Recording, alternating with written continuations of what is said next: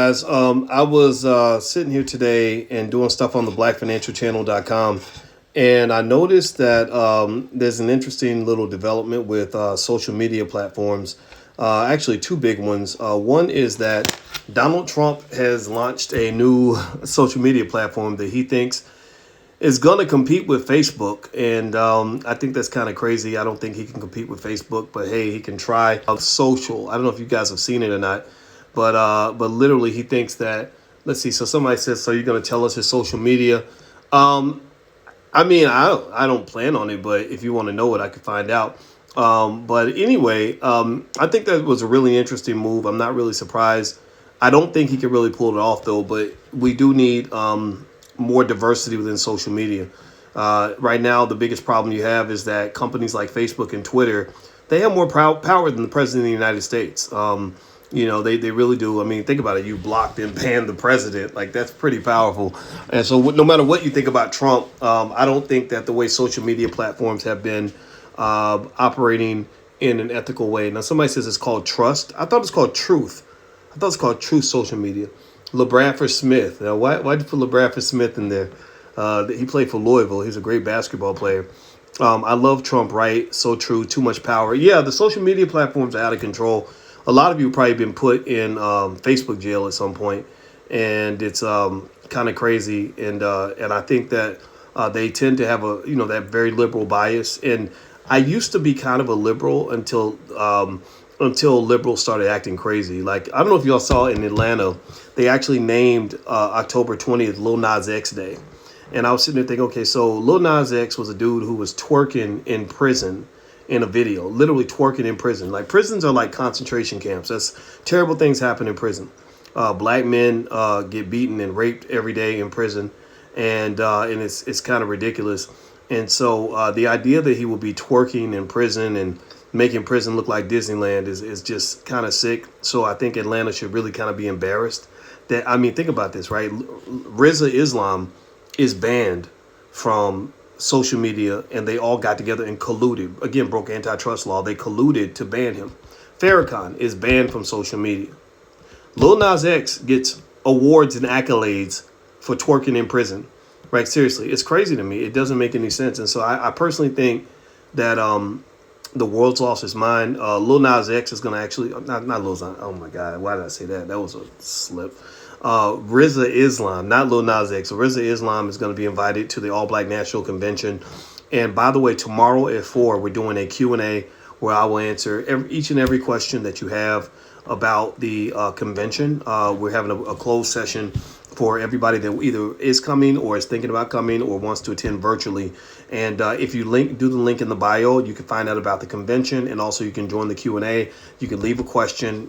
There's a link where you can hit the link, leave your question in advance, and then after you put in the question, it'll take you to a page where you can then register for the conversation tomorrow at 4. We want to make sure you're ready, make sure you know what to bring, pad and pencil, what attire to wear. We're doing different events that require different attire. So the backyard barbecue is casual, whereas in the sessions, you may want to dress in a way that is conducive to your networking. Bring your business card if you have one. Have maybe something to write down so you can write down names and stay in touch with people. Also, the formal, we're going to have a B1 ball where everybody's going to be real fancy, and you don't have to wear a tux, but you wear a suit. We're going to have, what else? Let's see, after that, after the B1 ball, there'll be the spades tournament.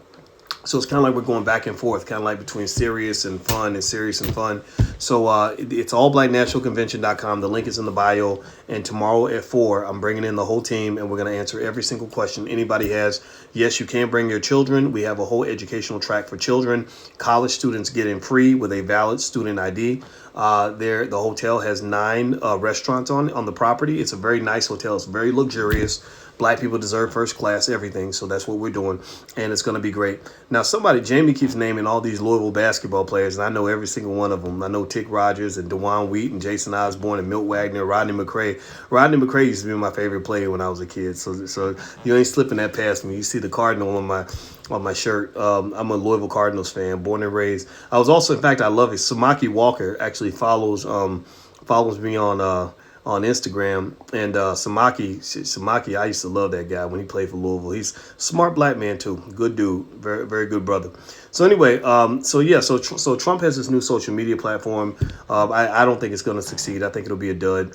But then, it really speaks to the division of our country. I think that eventually you're going to have social media go in a couple interesting directions. I think there will be another rival platform at some point. Just like the same thing happened with media. The news media was going left. And so Fox News rose out of that. It rose out of all the millions of people who felt like they weren't being heard on the right. Well, social media is going to do the same thing. You're going to have social media on the left, Twitter, Instagram, Facebook, and then you're going to have social media on the right, which might be Truth Social or whatever. And Trump owns a piece of this special purpose acquisition company called DWAC, which is Digital World Acquisition Corporation. And that stock went up 300% after Trump made the announcement. So, and if you own the stock, you probably won't. I would sell it because I don't think that stock's going to stay that high. But also you saw where PayPal is buying Pinterest, or they're talking about buying Pinterest. That's not a good deal in the eyes of most experts, because PayPal could probably buy other companies at a better price. So it's not a good deal. But what's also happening with social media in the future, so the second thing that's happening besides the liberal conservative divide is you're going to start seeing much more investment in the metaverse.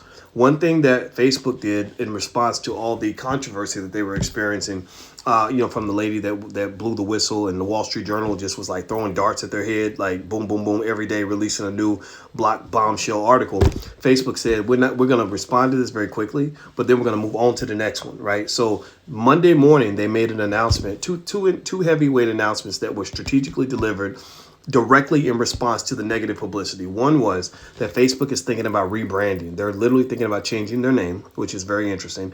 And then two, they're talking about investing heavily in the metaverse. The metaverse, what is the metaverse? Well, it's just like the 3D world, except you're not actually there. So if you've ever played a video game like Fortnite or seen people play Call of Duty, you guys see me play I play Call of Duty. I love that game. It's a fun. I play with a bunch of dudes that are like between 40 and 50 years old, and we love playing Call of Duty. It's because it's real. Like, you're really in there. I don't know if anybody's played these games that they have now. It's crazy. Halo, all that, you really feel like you're really there. So eventually what's going to happen in the next 5 to 10 years is everybody's going to have some fucking goggles and shit, and they're going to be like doing everything virtually. Not just video games, not just karate chops and all that. No. And I have that, right? Me and my wife both have Oculuses, and we use them when I travel, so it gives us a chance to be together and when we're not really together, and it feels like we're together. I swear to God, if you haven't tried, you got to try it. So literally, like, I'll be like, hey babe, I'm gonna call you tonight at 9. Why don't we go watch a movie together? And they'll let you. This is how they're gonna make money from it.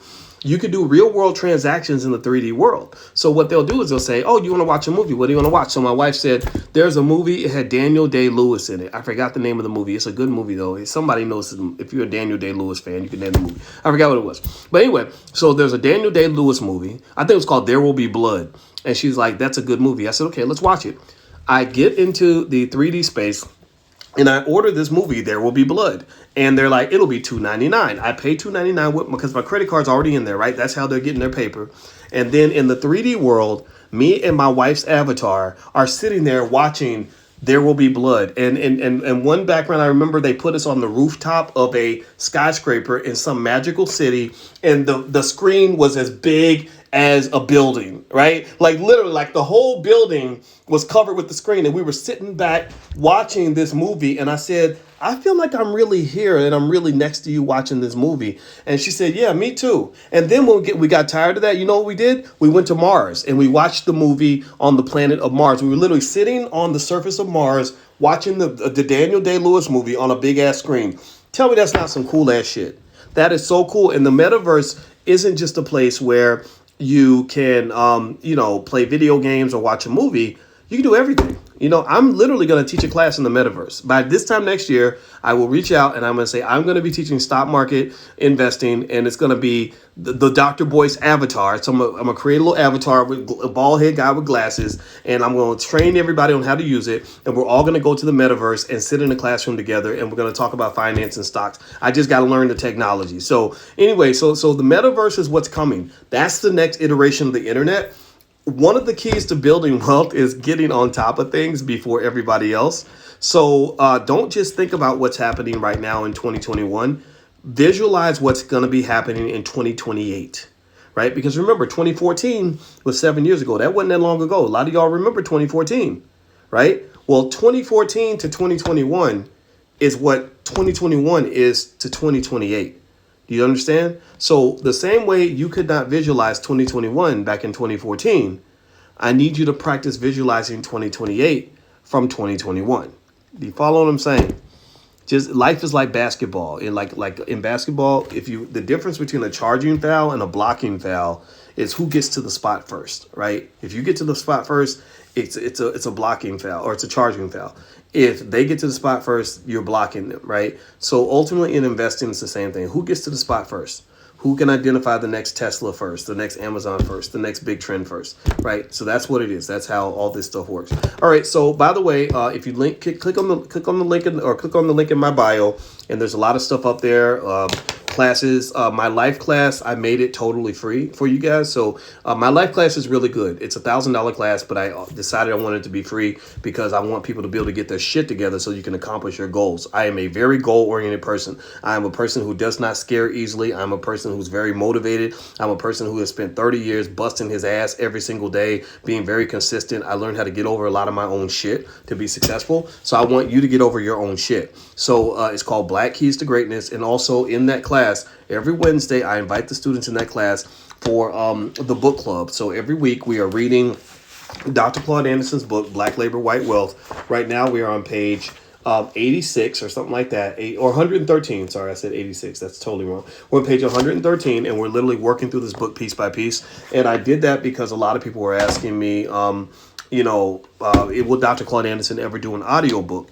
And I said, I don't know. He's kind of old and tired, and I don't want to make him do that. So how about I just read it with you, right? So I read it with you, and I'm reading it with you, and it's fucking fascinating as shit. Like literally, you ain't learned shit about Black history in school. Most of y'all didn't. Even some of y'all who went to Brown University and took, Black studies, you didn't really learn no damn Black history. This man broke down like everything from like what was the price of a slave in 1802 versus the price of a slave in 1835. And why did the price change? Like he breaks it down like nobody's business. So I encourage you to go to powernomics.com, take a look at Dr. Anderson's books. He is the goatiest of the goats that we have right now. He is today's W.E.B. Du Bois. He's today's Booker T, today's Marcus Garvey, today's Frederick Douglass. And I want to give this man his flowers while he's here. And I love him that much. And I think that he's doing that much for the community. And shame on any of these HBCUs that won't invite a guy like him to come in and speak. Howard University right now is in shambles, from what I understand. Howard University their students are protesting because they can't even, like, their dorms have mold in them. Like you're literally charging $50,000 a year for tuition, room, board, and books, and your dorms have mold in them. Do you know the symptoms of mold are like the extreme mold can cause like shit like bleeding lungs and shit like that, right? I mean, like it can really fuck you up. Like your students, I spent $50,000 to send my child to college and they got mold in their dorm, and the students have to sleep in the administration building to make their point. When's the business model going to change? Seriously. I mean, Jeff Bezos' wife done gave all the HBCUs millions of dollars. You have more money from corporations than ever. That whole Black Lives Matter campaign was supposed to support the HBCUs, right? I ain't heard a goddamn thing from Black Lives Matter since the election. Am I right or am I right? Hey, you ain't heard nothing from that Black Lives Matter movement. Why is that? Well, because that was artificially created. That was an artificial movement designed specifically to get your ass to vote. Once you got them voting, it was like, wham, bam, thank you, ma'am. I'll leave $2 on the dresser. They literally used you emotionally to get you to go and do what they needed you to do, and then they act like they don't know you. See you, I wouldn't want to be you, right? So what I'm saying here is, the reason Howard University and some of these schools can't survive is because they have to, if they really want to, you either want to be black or you want to be black. You either want to be black or you don't. Like, what does that mean to me? Why would you not embrace things that somebody like a Dr. Anderson could show you, instead of doing what you're currently doing, which is creating a whole bunch of black students who graduate from college and take tremendous pride in going to work for white people? The reason that you don't have any money, the reason that your donor base is dried up as shit, is because you don't have those billionaires and multimillionaires in your donor base, enough of them, where they can come together and raise $100 million like that to renovate a dorm or do whatever they got to do. You're still on the white man's nipple. So what, unfortunately, many of our universities do, no disrespect to them, I think it's a great experience. HBCUs seem like so much fun. I wish I could have attended one. It looks like a great big party. But let me tell you what HBCUs look like from the faculty side. I've been on the faculty side, not the student side, faculty side, where the decisions are being made. Here's what it looks like on the faculty side. When I told you guys, when I went to interview for a job at Howard in 2006, I interviewed with a Chinese man. Why in the fuck is a Chinese man deciding if I am qualified to teach African American people? I know I'm qualified to teach African American people. I don't think there's been a black professor in economics ever to teach as many black people as I have. So how are you trying to tell me that you have to decide, this guy from fucking Shanghai or wherever the hell he was from is deciding if I should have the right to teach my own people? I'll go to China and find an African American who's deciding whether or not Chinese PhDs can teach Chinese kids? That does not happen. China doesn't play that. China's not stupid like some of our people. So ultimately, I remember going to Howard. I remember thinking, damn, I got to impress this Chinese dude to teach black people. This sucks. So you know what I did? I went to the internet because I wanted to cut out the middleman. I know that if I talk to you directly, look you in the eye, show you what I know, and just talk to you just like I'm talking to you right now, I can have more impact on your thinking than I ever could by begging some bougie ass, punk ass, weak ass administrators to give me the opportunity to talk to my own. Seriously. Now you in trouble because now I'm the boss. Now I'm sorry, you in trouble. I make more money in a week than y'all make in a year. Now I can reach millions of people. I reach 1 million black people a week.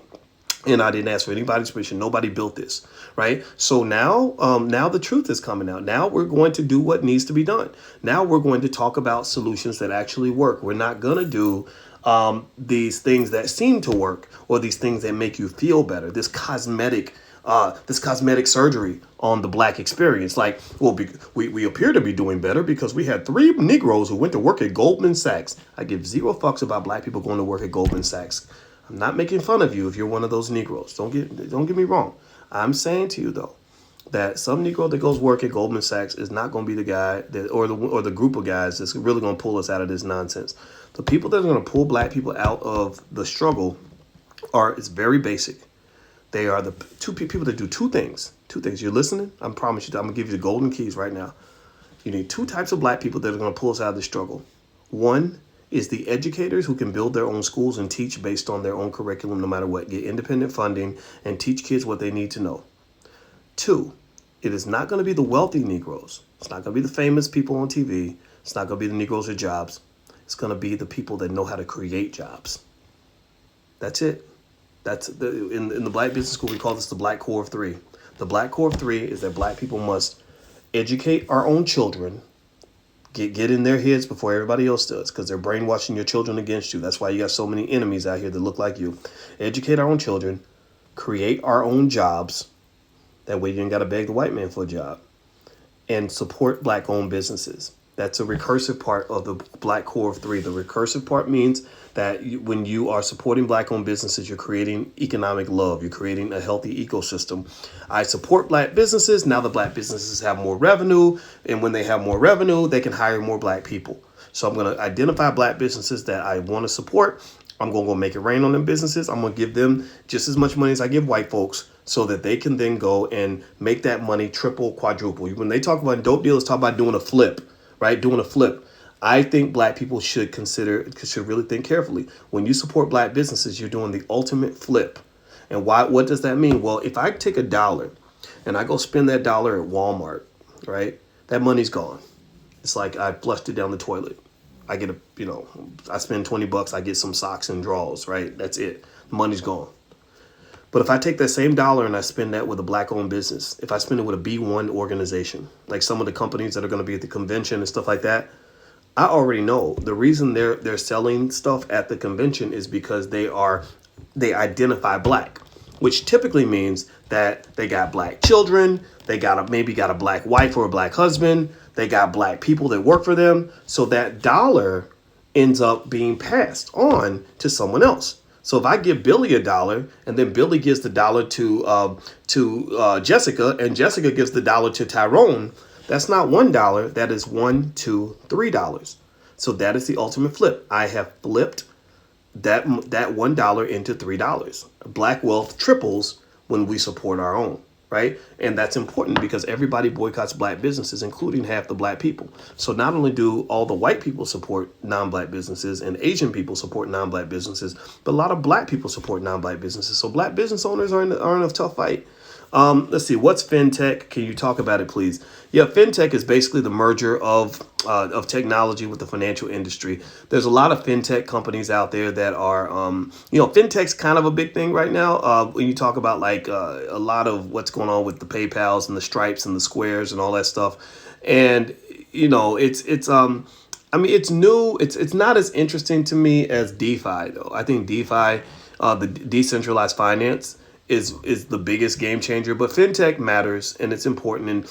And the ultimate goal of the internet and to merge social media with commerce and all that is to basically make it as easy as possible for you to spend money digitally, right? So ultimately, the fintech industry is creating sort of all these competitors with banks where like a lot of people have the money on their Cash App, maybe don't even have a bank account, or they'll have accounts with I think Acorns and Stash. They pretty much let you do a lot of the same things you can do with a bank account, right? So fintech is just kind of competing with traditional banks. And, I think it's important. It does matter, right? Is it a wave of the future? Yeah, probably. But I don't think that's as much of a game changer. I think DeFi, once DeFi wakes up, is going to be a big deal. I think crypto is doing some interesting things. I don't know if you've seen Bitcoin this week. Bitcoin really took off. And I think it's going to keep taking off. I think Bitcoin, I put most of my crypto money into Bitcoin and Ethereum. And actually, if you look at Ethereum, did anybody else notice what happened with the price of Ethereum today? Let me see here. The price of Ethereum. What's the price of Ether? It went up. I know it went up. Let's see here. It is $4,119. A month ago, it was $2,930. So Ethereum is blowing up. And I've been talking about a year ago. Let me see. Yeah, about November 8th, 2020, you could have bought Ethereum for $454. Now it's $4,000. So literally Ethereum's gone up tenfold in the last year. And the thing about Ethereum, and really what's really crazy, it's going to really make you feel like crap, is, a couple of years ago, you could have bought Ethereum for like $100 or something like that. So with Ethereum, the reason I'm a big believer in Ethereum is because Ethereum is it's a creator of worlds. So a lot of game changing platforms are being built on that platform. They're being built on the Ethereum network. That's what you look for in terms of being able to create what matters the most in finance, which is growth. Most stocks are priced based on growth. And so it's not just how much money you make, it's how many opportunities you have to, keep flipping up, the money that you make. That's kind of the bright and the dark side of capitalism, because the bright side of it is that because there's this focus on growth, they become exceptionally good at making money and scaling up. The downside is that it's just greedy as hell. I mean, it's like, man, like you're making $100 billion a quarter. Why do you have to keep expanding? And so companies like Apple, it's a $2 trillion company. They're still trying to grow. And the more powerful they get, the more they can gobble up resources and create monopolies and entire ecosystems and grow. And here's one thing that I saw the other day that's really interesting. I'm curious to see how this plays out.